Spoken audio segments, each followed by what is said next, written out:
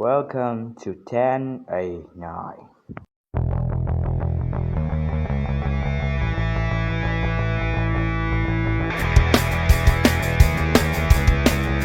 Welcome to Class 10-9A. The current environmental situation is no longer a topic that can be avoided, but are you fully aware of the facts that are happening now? In particular, the current marine environment as we often see or know about beaches with golden sand, blue sea surface, and squished ash is some one of the major economic resources of Vietnam. But few people know an image. Another of the sea is the black water surface. According to current statistics, the amount of solid and domestic waste generated 20 coastal provinces of our country is about 14.3 million tons. That is not to say the amount of gasoline spilled in the sea due to the ship overturn or some other reason, but one of them is very difficult to extract petroleum, but it is increasing great marine environmental concern for the current administration. Hey there! Welcome to Life Noggin. The world uses nearly countless amounts of oil every year in one form or another. The United States alone has been consuming a total of over 7 billion barrels of petroleum products a year, or around 20 million barrels a day in recent times. This reliance on fossil fuels has its own host of long-term environmental problems, but when you have an oil spill, you create another world of issues. Oil spills can happen for a variety of reasons, from careless mistakes or equipment breaking down to natural disasters like hurricanes. According to the National Oceanic and Atmospheric Administration, there are thousands of oil spills that occur in the U.S. waters every year. That said, most are relatively small compared to the big ones that make the news, often spilling less than 1 barrel of oil. However, in the past 50 years or so, there has been over 44 oil spills, each over 10,000 barrels or 420,000 gallons of oil, that have impacted U.S. waters. These spills have the potential to be very harmful to the environment, marine life, and even humans. After a spill, since oil is less dense than water, it will typically float on the surface of the water. It doesn't just stay there in some big glob though. What usually happens is that the oil will rapidly spread out over the surface of the water until it becomes a thin layer of oil known as an oil slick. Then it keeps spreading out until it forms a super thin layer called a sheen. But that thin layer of oil can be a big problem. Our fur-bearing mammal friends, like the adorable sea otter, can lose their ability to insulate themselves when covered in oil, and birds can lose the water repellency of their feathers. Without proper insulation, they can end up dying from hypothermia. Not to mention, if they try to clean themselves, they might ingest some of that oil. While fish, shellfish, and other underwater creatures can come into contact with oil if it's mixed into a water column. Adult fish can experience fin erosion when exposed to oil, as well as reduced growth rates and enlarged livers. It can also hinder their reproduction. Even if they can successfully make eggs, the oil can negatively impact egg and larval survival. What's worse is that these kinds of things can last long after the news stops covering them. You know the BP oil spill that happened about a decade ago? Some reports claim that animals are still being negatively impacted by the lasting effects of the spill, even though cleanup has largely gotten rid of the initial problem. So that brings up the question, how do we actually clean up this oil then?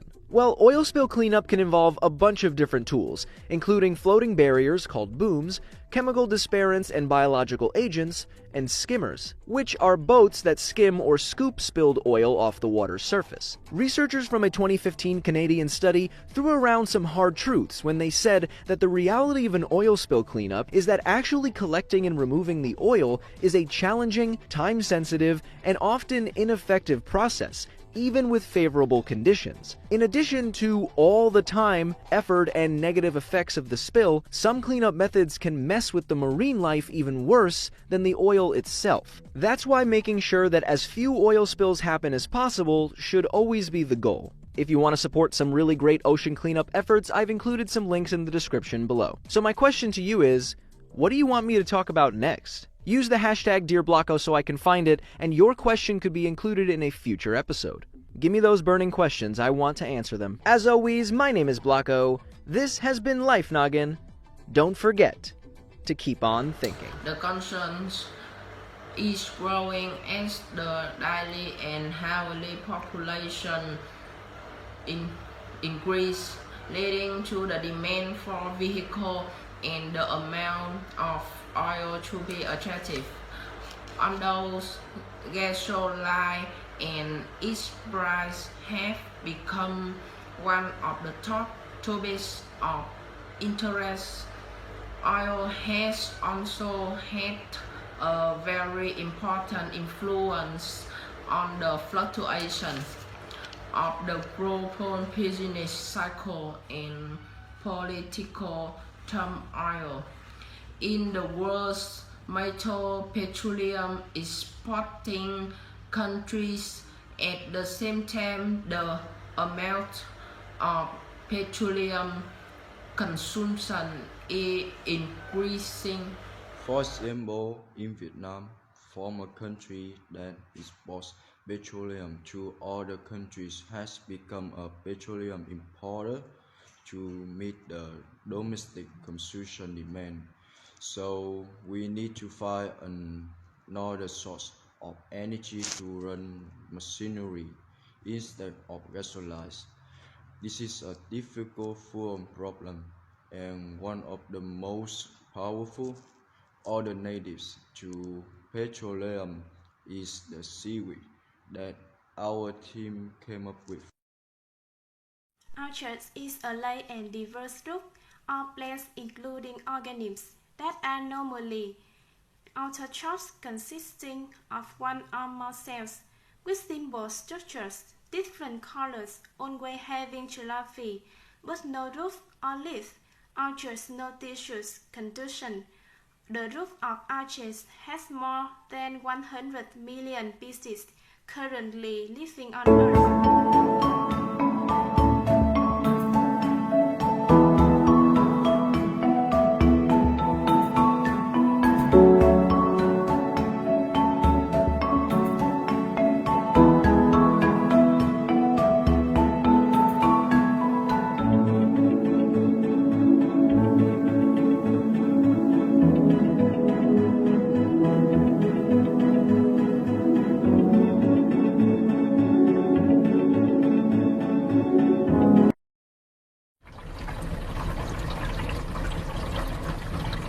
There's different options in terms of renewable energy and how to provide energy needs for the future. And some people are working on electrification of vehicles, for example, using batteries or fuel cells for cars. But there are other things like airplanes, which just won't ever be electrified. We're always going to need liquid fuel.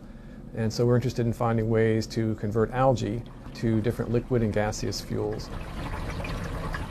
Algae is actually a very attractive source of biomass for making renewable fuels. It's got a really fast growth rate. For instance, you can just think of a farm. Typically they plant a crop and you harvest at the end of the season. You harvest once and you're done. With algae, you can essentially harvest continuously, so you can get more biomass per unit time, per unit area than you could with a terrestrial crop. Algae are also attractive because they can grow in salt water or wastewater or brackish water. So if we can take advantage of the vast supplies of, say, seawater and use that to grow the algae, that's a big advantage from a sustainability perspective as well. In the conversion process, to take algae from its sort of green slime as it grows and convert that to liquid fuels, we sort of have what we call an integrated biorefinery, where the algae is the raw material that comes in, and a portion of it gets converted to methane for providing the heating needs, a portion of it gets converted to hydrogen to provide those chemical needs, and the larger portion gets converted to precursors that eventually show up as liquid fuels that can then be used in our existing infrastructure for energy use and energy distribution. I've seen one calculation that indicated that an area roughly the size of New Mexico, that's where the amount of space we would need to dedicate to algae growth ponds to provide enough liquid fuels to meet the needs of the U.S. But if you look at, for instance, the amount of land in the U.S. now devoted to things like corn, it's an enormous area. So the idea that a large area would need to be devoted to cultivation of algae to meet our liquid transportation fuel needs is really not outside the realm of the possible. Currently, we don't rely on any single energy source. There's a portfolio of sources, whether it's coal, gas, oil. I think that's going to be true in the future as well. There's going to be a portfolio. We're going to have a number of different energy contributors to meet the overall demand. And I think it's a safe bet to say that algae will be part of that energy future.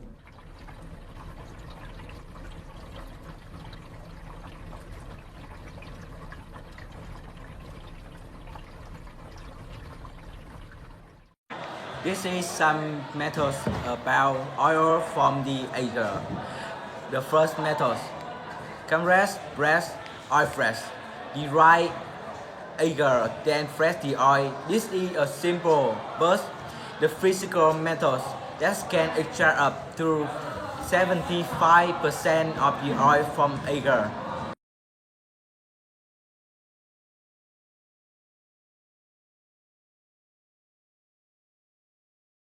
This is the first method, and the second is using hexes solvents to separate oil in the algae, often used in the combination with compression and pressing methods. Parts of algae, after being fresh oil, is mixed with the hexes and the hexes soluble algae oil infused and distilled. This can get up to 95% oil from algae, but is unsafe because hazardous is a toxic chemical. This is the second method.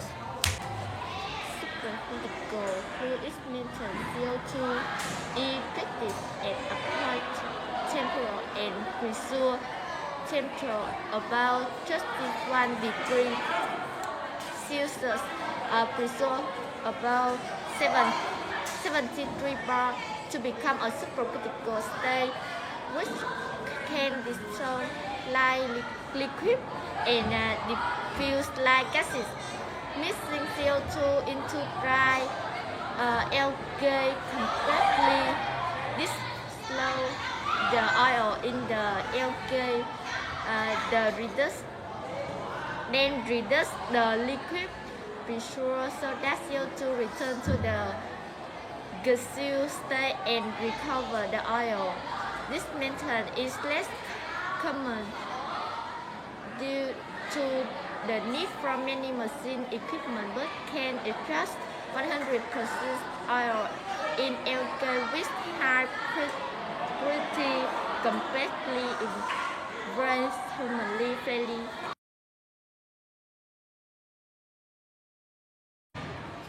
Liquefied hydrothermal, the latest method, was invented by Pacific Northwest National Laboratory (PNNL) in 2013. Unlike the above methods, this method uses a reserve of 206 HP and temperature of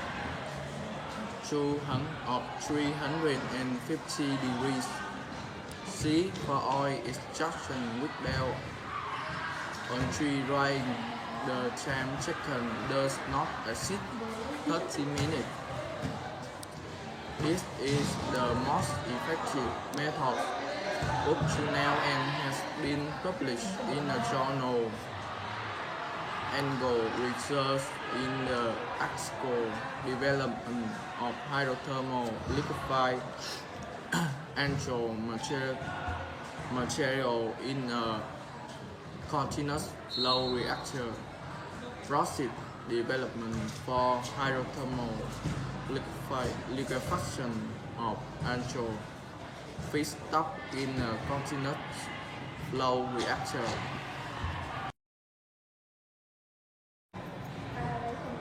in which the liquefied hydrothermal method is the most optimal method after the crude oil from algae, but this oil cannot be used to operate machine because in order for machine to use it, the oil must not be contaminated oil. We will have an impurity filtration system consisting of filter tank with it our function. So that the system is automated and efficient and avoids minor errors. We have an artificial intelligence system. This system will help us filter many impurities quickly when crude oil enters, depending on the purpose of usage. Into gasoline will pass through the filtration tanks to turn into gasoline and oil for industrial use. Then the system will access its database and put oil in the corresponding filter tanks. Then the system simulates to see if the oil can be used for the right purpose or not. The system will analyze and process again. The result is that the oil from the algae can be used in industry and in many other areas of life because impurities in oil and gasoline have not been removed.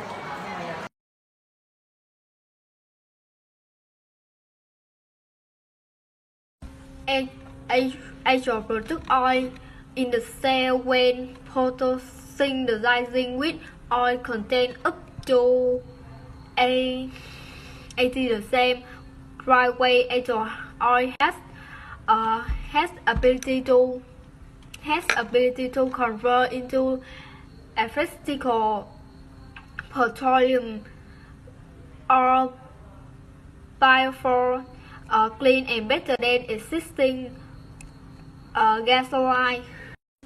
According to the Evolution Standing of American Social for Testing Material (AITM), oil from Israel has the same property as standard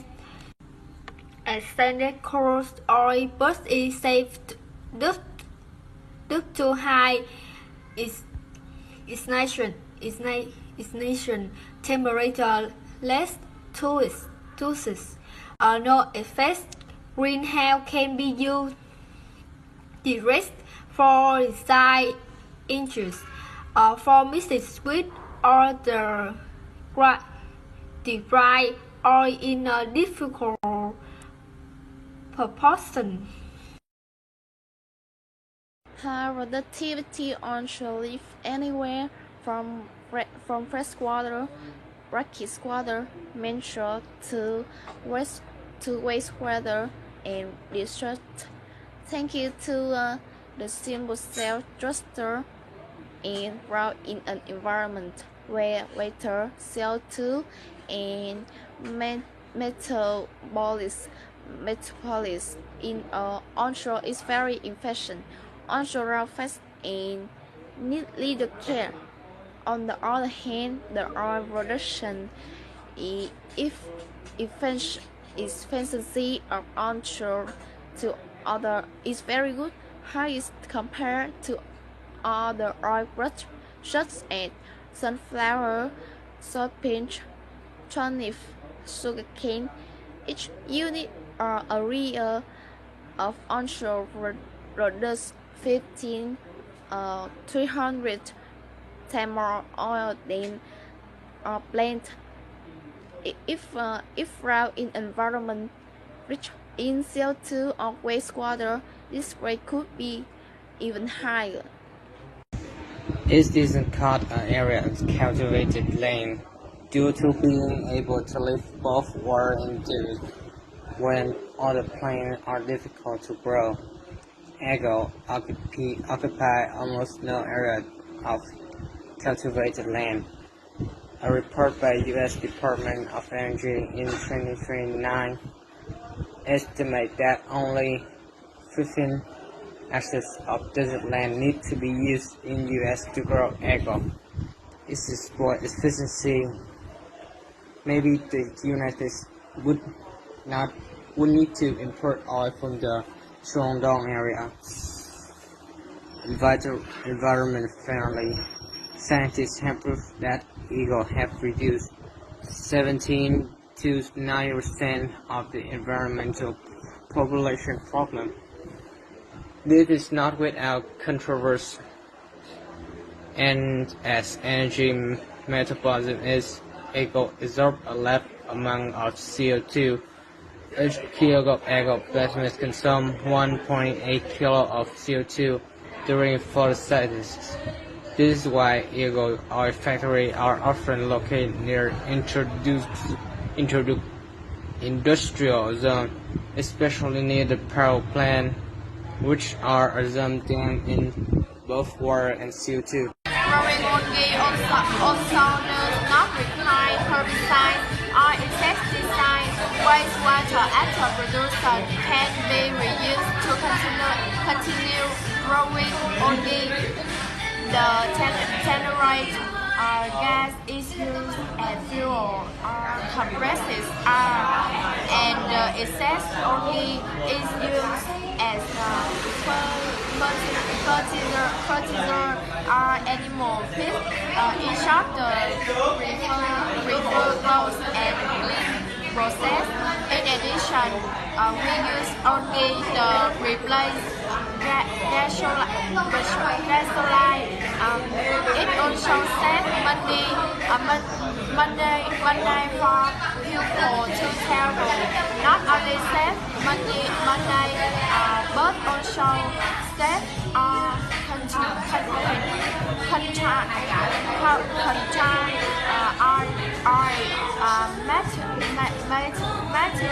materials because of our resources in the future. Harvest will be enhanced. Also with condition for people to have jobs. In addition, we use algae to replace gasoline. It also saves money for people to travel. Not only save money but also save our country's oil material because of our resources in the future. Hybrids will be exported. Also, great condition for people to have jobs. It can be seen that algae oil is a discovery of great significance because the world is still trying to find an alternative to the limited first and second generation biofuel sources. In an environmentally friendly single cell when it is used as a substitute for gasoline oil. Algae have many nutrients good for human health. At the species that reproduce rapidly, its habitat is diverse. The definition of seaweed is very difficult. The use of algae will not cause damage to the marine environment, helping to limit the use of petroleum that polluted the seawater. The algae industry is important for the modern economy because it consists of three main pillars, which is natural resource management, recycle of the waste from the industry like CO2 and some chemicals, and also at the end of the day you produce high-value products which can contribute positively to the market.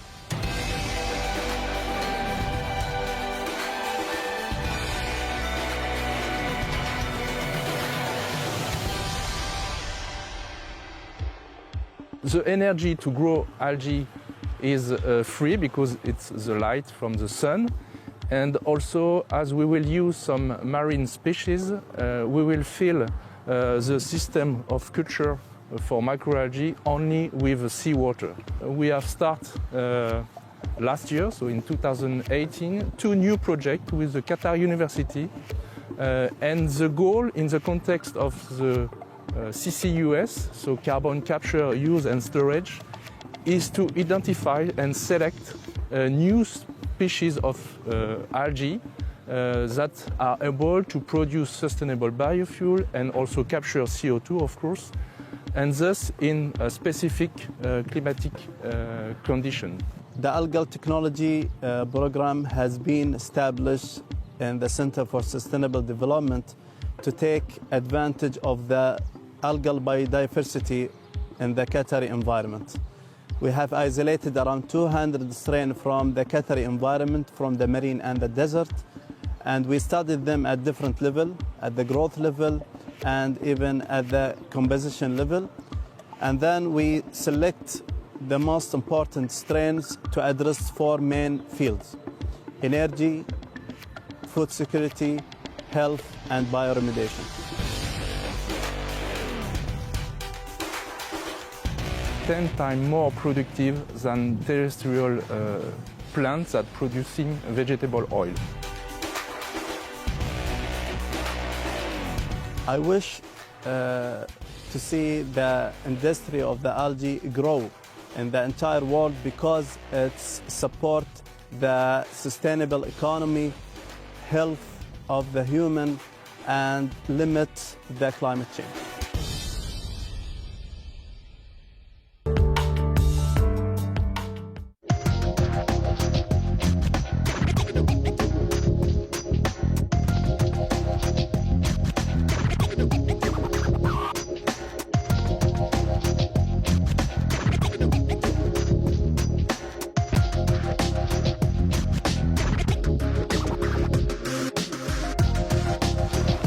Plastic is wonderful because it's durable, and plastic is terrible because it is durable.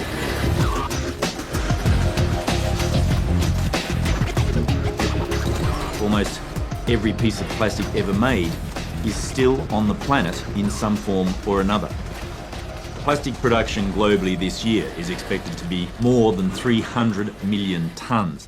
Half of which we'll use just once and then throw away. By 2050, when the population explodes to almost 10 billion people, it's expected that plastic production will triple. The problem with that is that today only a fraction of the plastic that we produce is recycled. The rest ends up in our environment, and it's coating our land and our oceans like a disease. Garbage thrown away in the United States can make its way to Antarctica. Plastic in our coastal waters is pulled into the centre of massive wind-driven, churning circular gyres. There are many other ocean currents also diverting the trash all around the surface of the ocean. In reality, it's just one ocean with no boundaries.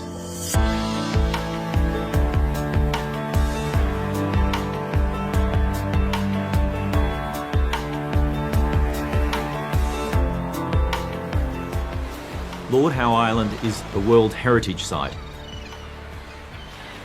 and home to migratory seabirds like the shearwater. Seabirds are incredibly helpful because they act like an army of scientists. They travel thousands of miles across the ocean. They pick up plastic off the surface of the ocean. They bring it back to their rookeries where they feed it to their chicks. And that provides an incredible amount of scientific data in terms of where the plastic comes from, its distribution, and how it breaks up on the ocean surface. With the challenges and immeasurable consequences of marine pollution, we must take measures to prevent this situation, as strict control of marine exploitation activities.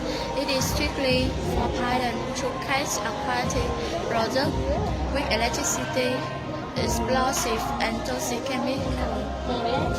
Seriously, such sanctions are risk of overexploiting, rampant improper standard and law, build many good wastewater and waste treatment systems before discharge.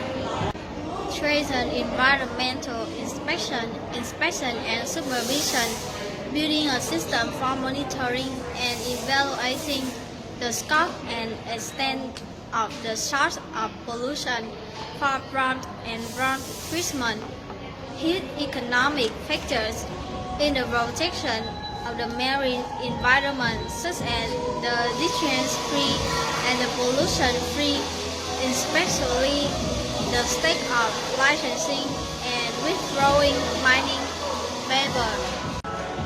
It is necessary to have coordination between regions, industry, or countries to help to properly handle and overcome the problem of polluted marine and ocean environment. The construction of that system is it to control natural disasters, plus need to use some material capable of the contamination and disinfection originating from nature to clean the environment so that them costs are calculated. Summary and ocean agriculture by static as the tool applied in Earth, so we can see the importance of sea to all living things, protecting the sea, protecting the common environment of humanity, protecting the future of humanity. Why do people wish asking and exploiting marine resources to save people? But we do not do anything to help the sea. What have you done to help the sea in particular and the environment in general?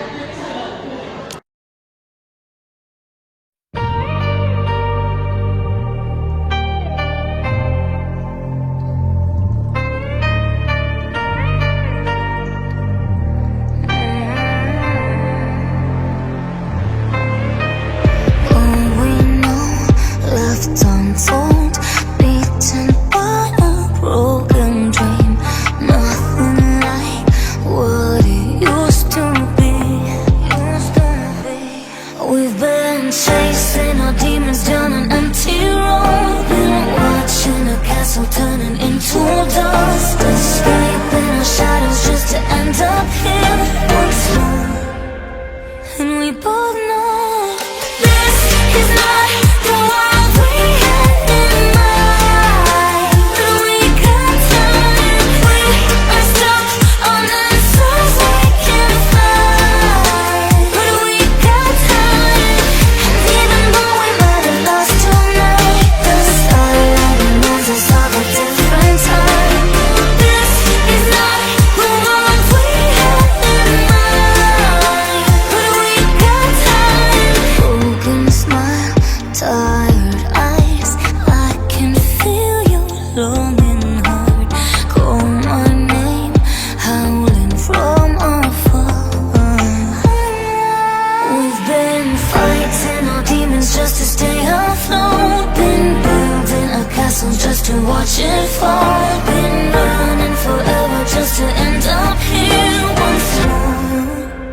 And now we know this is not the world we had in mind.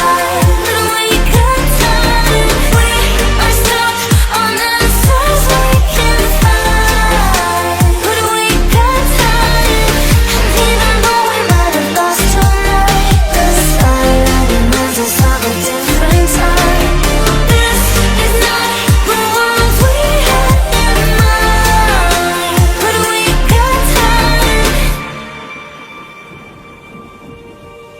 Take me back to the mountain side, under the northern lights, chasing the stars.